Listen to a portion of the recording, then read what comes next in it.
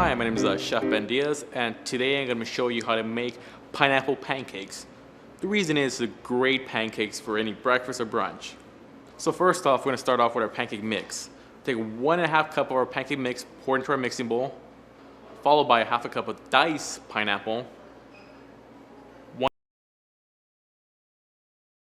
1 cup of milk, and finally 1 large egg. Next, we're going to mix our batter.